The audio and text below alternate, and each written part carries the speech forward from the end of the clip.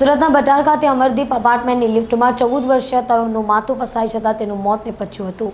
તરુણ વેકેશનની રજા માણવા માટે મહિના પહેલા ઓરિસ્સાથી સુરત આવ્યો હતો। નવી સિવિલ હોસ્પિટલ પાસેથી મળતી માહિતી મુજબ મૂળ ઓરિસ્સા ગંજામનો વતની અને હાલ વેડોળ ખાતે રહેમતનગરમાં રહેતા રામચંદ્ર શાહુ સંચા ખાતામાં નોકરી કરી વતન ખાતે રહેતા પરિવારનું ગુજરાન ચલાવે છે।